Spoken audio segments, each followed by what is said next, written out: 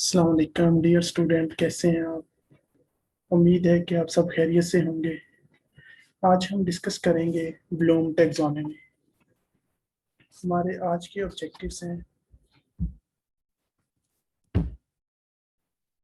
Discuss the domain of Bloom taxonomy, know the importance of Bloom taxonomy in objective formation, discuss learning goal and learning objectives, develop learning objectives ranging from lower to higher thinking order. Mr. Benjamin Bloom. Who was Mr. Benjamin Bloom? His actual name was Mr. Benjamin Bloom. He born in 1913 and died in 1999. He was an American educationist, a thinker, philosopher, and a teacher. He worked at a college. His major work was on a classroom teaching and learning processes, observed teaching activities, and presented a model classifying thinking level. Actually mister Benjamin Bloom कौन थे? वो एक American educationist थे, एक thinker, philosopher और teacher थे। उन्होंने एक कॉलेज में भी काम किया और आपने क्लासरूम में टीचिंग और लर्निंग प्रोसेस को ऑब्जर्व किया और उसका जायजा लिया। मिस्टर बेंजामिन ने टीचिंग लर्निंग मॉडल को प्रेजेंट किया जिसमें उन्होंने थिंकिंग लेवल्स को क्लासिफाई किया। Studied classroom activities and goals teachers has while planning and activities. Aim was to promote higher level thinking over rote learning. Presented a study on learning domains in 1956. और मुख्तलिफ levels के अंदर उन्होंने teachers जो कि classroom teaching के गोल और activities बनाते हैं और टीचिंग को प्लान करने के लिए उस को उन्होंने स्टडी किया। मिस्टर ब्लूम का मेन मकसद ये था कि स्टूडेंट के अंदर हायर थिंकिंग लर्निंग को प्रमोट किया जाए और रोड लर्निंग जो है उसको डिमोट किया जाए। रोड लर्निंग होती है रटाफिकेशन जिसको हम कहते हैं, रोड लर्निंग। आपने 1956 में लर्निंग डोमेन के बारे में एक स्टडी प्रेजेंट की जिसको हम ब्लूम टैक्सोनॉमी के नाम से जानते हैं। ब्लूम टैक्सोनॉमी बेसिकली टैक्सोनॉमी क्या है? टैक्सोनॉमी का मतलब होता है क्लासिफिकेशन। ब्लूम ने लर्निंग की जो टैक्सोनॉमी क्लासिफिकेशन की उसके मुताबिक लर्निंग को हम कितने डोमेन्स में डिवाइड करते हैं? 3। एंड वो कौन कौन से डोमेन्स हैं? Cognitive domains, affective domain and psychomotor domains. जो कॉग्निटिव डोमेन है वो नॉलेज से रिलेटेड है, अफेक्टिव डोमेन जो है वो फीलिंग और इमोशन से रिलेटेड है, और साइकोमोटर डोमेन जो है वो स्किल से रिलेटेड है।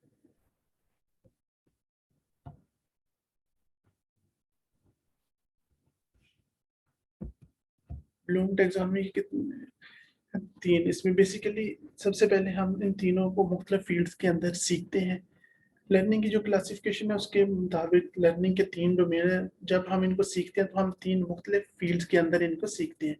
सबसे पहले और इम्पॉर्टेंट डोमेन क्या है? कॉग्निटिव डोमेन है।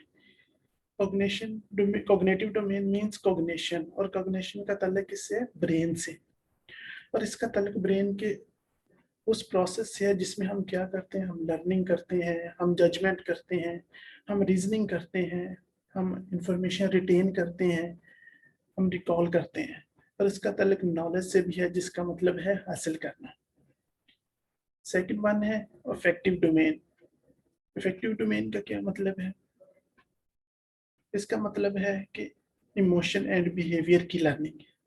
बाज़ औक़ात हम चीज़ें सीख तो लेते हैं और हमें इनकी इंफॉर्मेशन भी होती है मगर वो हमारे बिहेवियर में नहीं आती। जैसा कि हमें पता है कि पानी एक नेमत खुदाबंदी है, इसको ज़ाया नहीं करना चाहिए। ये एक अखलाकी और मजहबी जुर्म है। ये हम जानते हैं क्योंकि कॉग्निटिवली हमने इसको लर्न कर लिया है, मगर ये हमारे बिहेवियर और इमोशन में शामिल नहीं है। जब ये चीज़ें बिहेवियर और इमोशन में आ जाती हैं तो हम उसको अफेक्टिव डोमेन कहते हैं।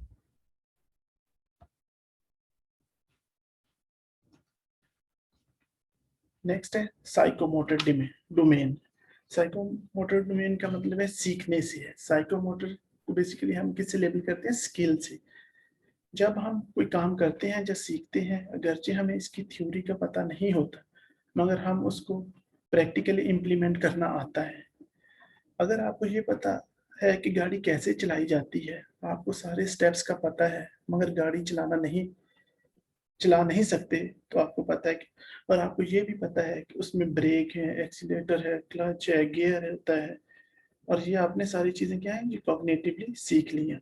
अगर गाड़ी चलाना नहीं आती, तो इसका मतलब है आपकी साइकोमोटर लर्निंग नहीं है। Bloom explain each learning domain in depth step wise. Bloom ने जो जितने भी लर्निंग डोमेन्स है उनको स्टेप वाइज क्या किया है, एक्सप्लेन किया है। Split the cognitive domain into a hierarchy of 6 level। जो cognitive domain है उसकी भी एक hierarchy है, और उसको 6 levels में उसने डिवाइड किया है। 6 ascending levels getting higher level thinking level increases। उसके बेसिकली वो असेंडिंग ऑर्डर्स में है। जैसे जैसे हम ऊपर जाते हैं, जो थिंकिंग लेवल है वो ज्यादा होता जाता है, हाई होता जाता है। जो जब हम सबसे नीचे आ जाते हैं, तो थिंकिंग लेवल लो हो जाता है। ये देखिए, जैसा कि ओरिजिनल ब्लूम टैक्सोनॉमी कॉग्निटिव में क्या है, बेस पे जो है नॉलेज, फिर comprehension, application, analysis, synthesis and evaluation. ये तीनों डोमेन लर्निंग के लिए इम्पोर्टेंट है। ब्लूम ने इन तीनों डोमेन को मजीद स्टेप्स में डिवाइड किया, जिसके कॉग्निटिव के मजीद 6 स्टेप हैं। हम हर चीज़ के बारे में नॉलेज हासिल करते हैं, मगर इन 6 स्टेप में से हमारा नॉलेज किसी एक लेवल पर होता है। इस तरह अफेक्टिव डोमेन और साइकोमोटर के भी मजीद स्टेप्स हैं, मगर ज़्यादा इम्पॉर्टेंट जो है वो कॉग्निटिव की है। कॉग्निटिव डोमेन में इनको मजीद हरापी में अगर हम 6 लेवल में मिस्टर ब्लूम ने डिवाइड किया है। असेंडिंग ऑर्डर में जैसे जैसे हम ऊपर जाएंगे, आपको ज़्यादा थिंकिंग की ज़रूरत होती है, और ओरिजिनल कॉग्निटिव डोमेन का ये पैरामिड है।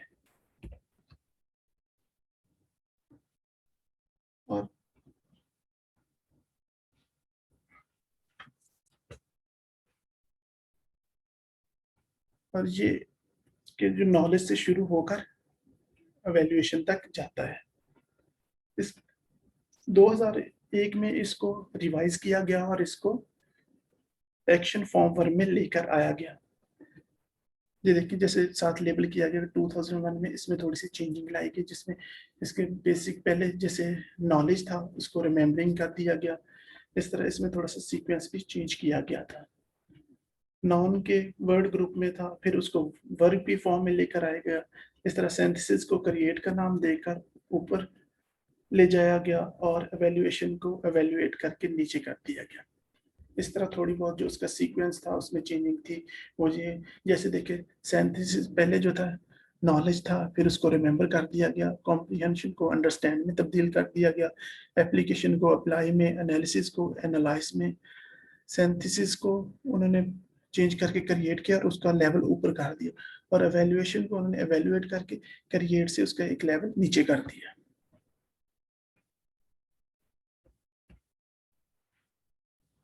Analysis of Bloom taxonomy cognitive domain. अब हम ब्लूम टैक्सोनॉमी में कॉग्निटिव डोमेन का तज्जिया करते हैं। इसमें उन्होंने जो नॉलेज है उसको किस चीज़ का नाम दे दिया गया? First of all remembering. Remembering क्या है? रिकग्नाइजिंग, आइडेंटिफाइंग है, रिकॉलिंग, रिट्रीविंग है, रिकग्नाइजिंग और रिकॉलिंग नॉलेज फ्रॉम मेमोरी। ये होता है कि हम जो रिकग्नाइजिंग करते हैं या रिकॉल करते हैं, नॉलेज कहाँ से करते हैं? हम जो अपनी मेमोरी होती है उससे पढ़ रहे होते हैं। नॉलेज या रिमेम्बरिंग का मतलब किसी चीज का इल्म रखना या किसी चीज को याद रखना होता है। सिंपली ये एक वेरी सिंपल मल में आता है, जैसा कि हम सबको पता है कि सूरज मशरिक से तुलू होता है और मगरब में गरूब हो जाता है। अगर कोई पूछे कि पाकिस्तान कब आज़ाद हुआ था, तो वो भी एक सिंपल नॉलेज है, सबको पता है। और फ्लोरेंस नाइटिंगेल कहाँ पैदा हुई थी? ये वो सवाल है जिनका तल्लुक याद करने से है, रिमेम्बरिंग से है। और थिंकिंग का सबसे लोअर लेवल है। इस लेवल पर ज़्यादा थिंकिंग रिक्वायर नहीं होती, और बेसिक नॉलेज को लोअर लेवल पर रखा जाता है। और ब्लूम टैक्सोनॉमी में इसका मतलब है चीज़ों को रिमेम्बर करना और रिकॉल करना।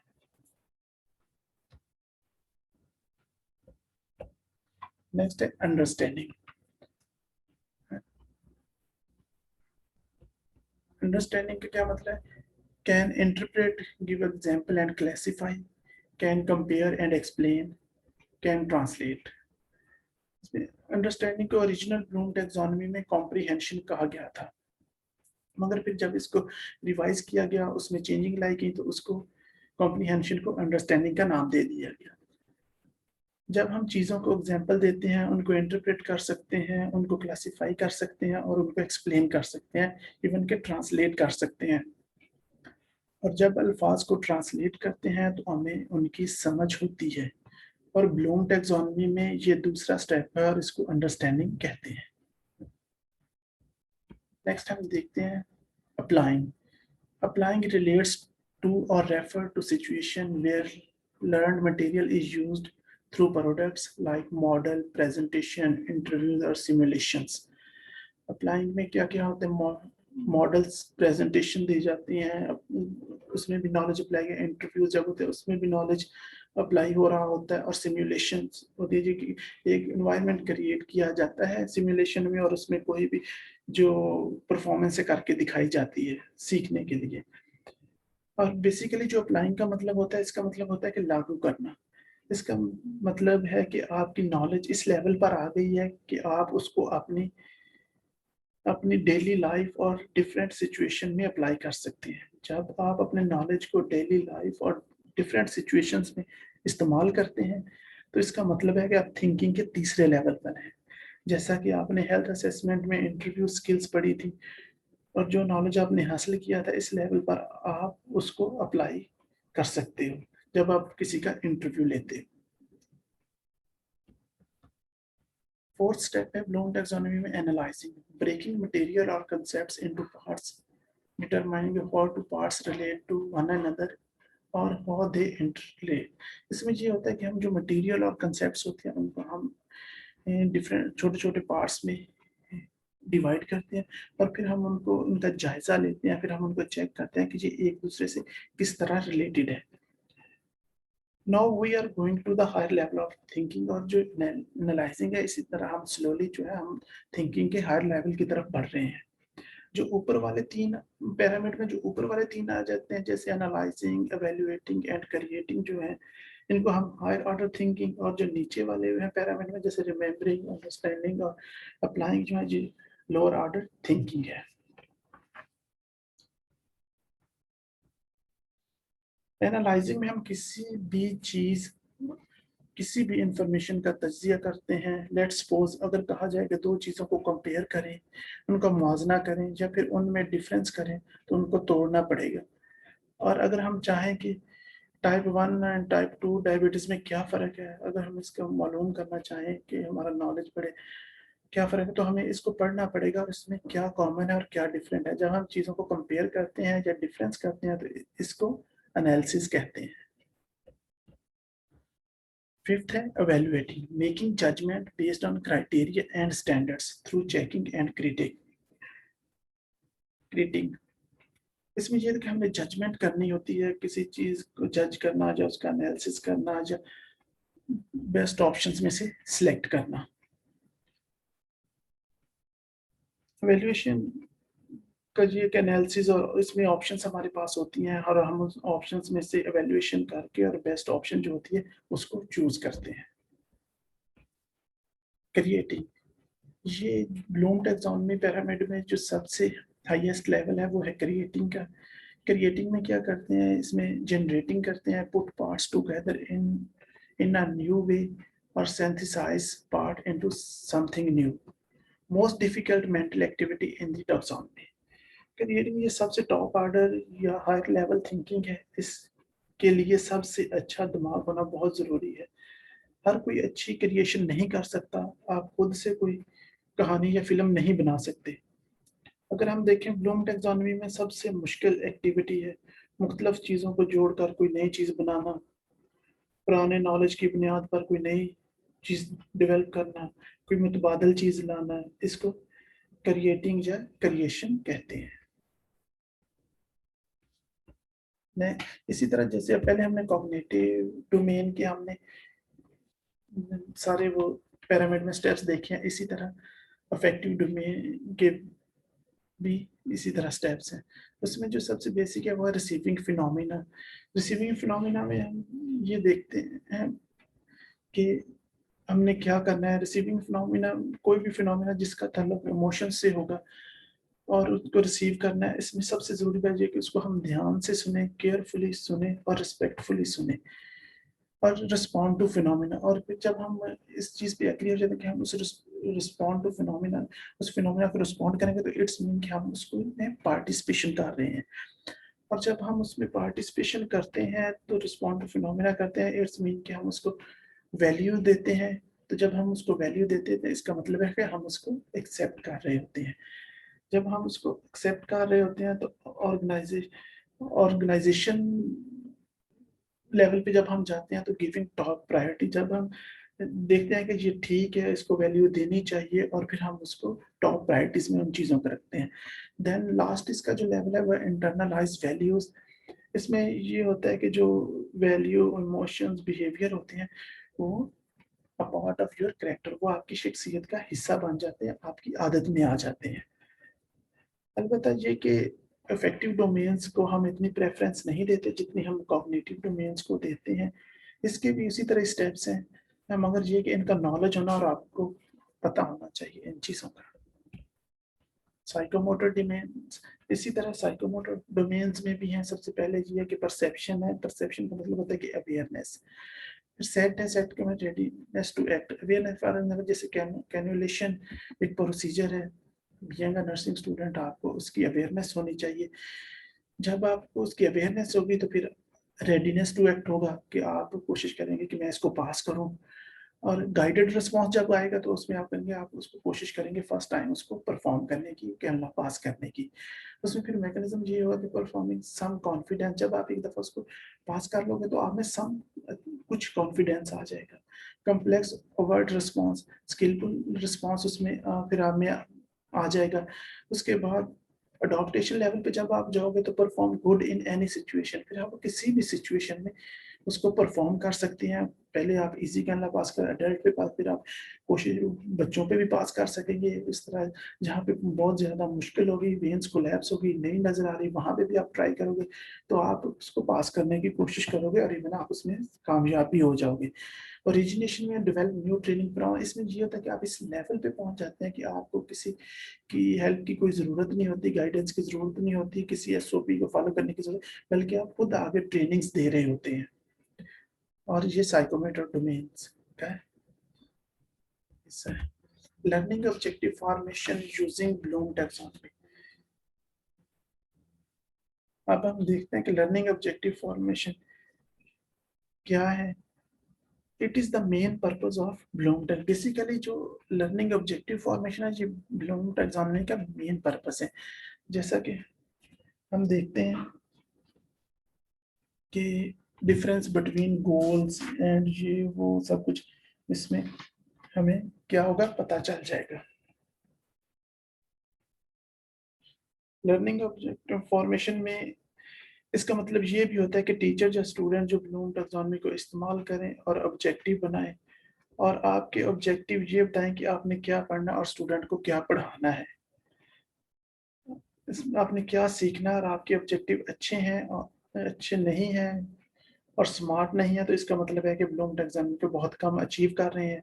अगर ऑब्जेक्टिव हायर ऑर्डर थिंकिंग का बना तो स्टूडेंट हायर नॉलेज अचीव करेगा। और अगर रिमेम्बरिंग ऑब्जेक्टिव रिमेम्बरिंग के ऊपर है तो स्टूडेंट सिर्फ रिमेम्बर ही कर पाएगा और कॉम्प्रीहेंड नहीं कर पाएगा। और अगर ऑब्जेक्टिव अंडरस्टैंड और कॉम्प्रीहेंशन के ऊपर है तो वो अप्लाई नहीं कर पाएगा। इसका मतलब है कि ब्लूम टैक्सोनॉमी का इस्तेमाल करते हुए हम हायर ऑर्डर ऑब्जेक्टिव्स बनाते हैं।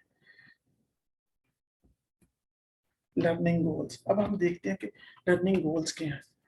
Goals are the statement that describe the broad term what the learner will gain from instructions. Actually जो goals होते हैं वो क्या है, एक broad term है जिसमें क्या learning will gain from, जो हम instructions देते हैं उससे वो learn करते हैं।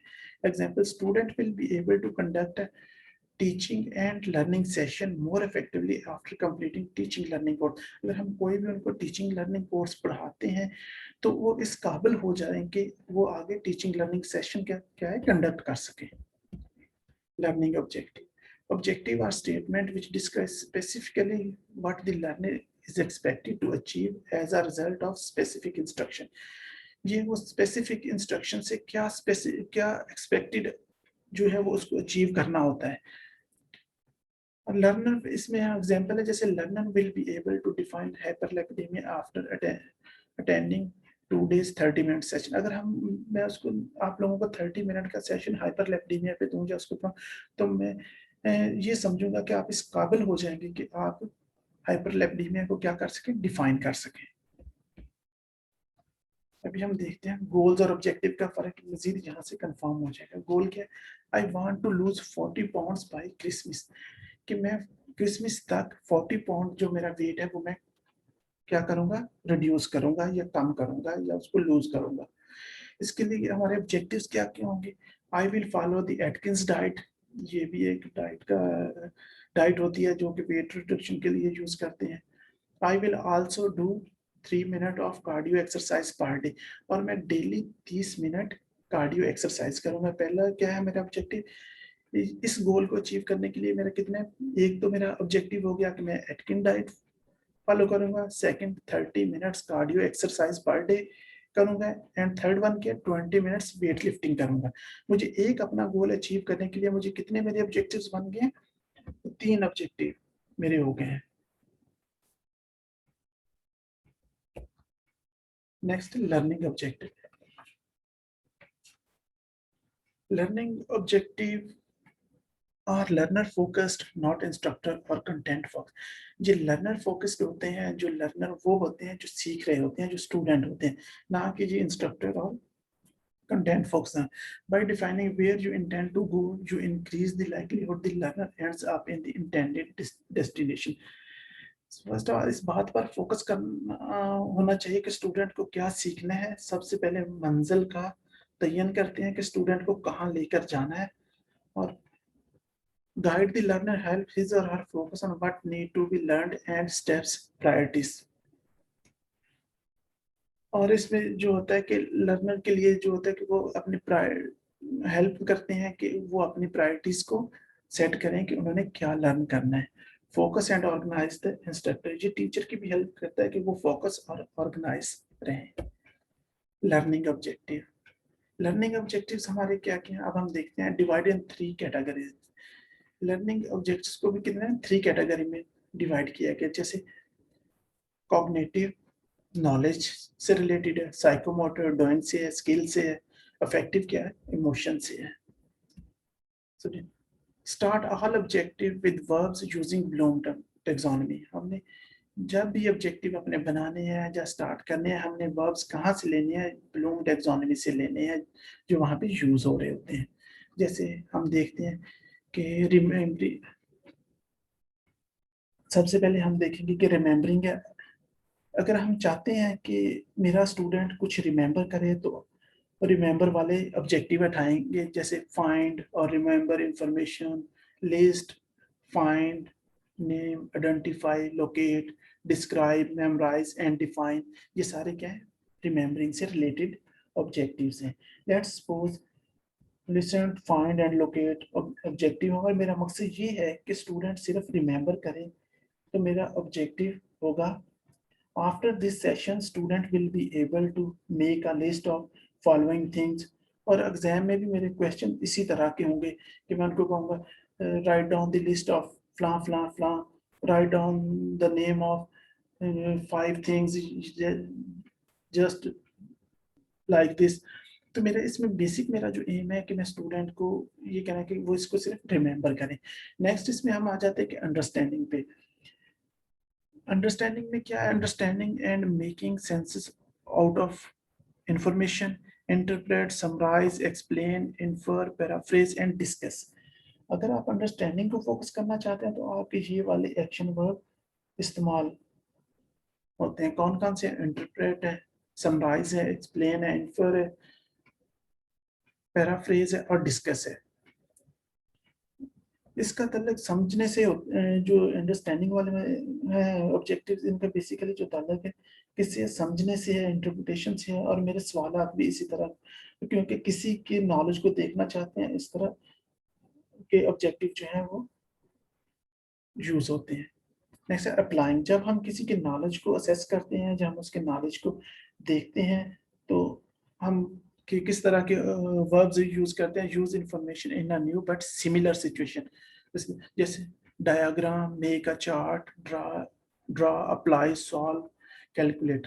जैसे अगर मैं किसी के कहूँगा कि अपना नॉलेज अप्लाई करें, तो मैं कहूँगा स्टूडेंट को कि make a food chart for diabetic patients, make a food chart for hypertensive patient, make a diagram of kidney failure patient, just like this and this।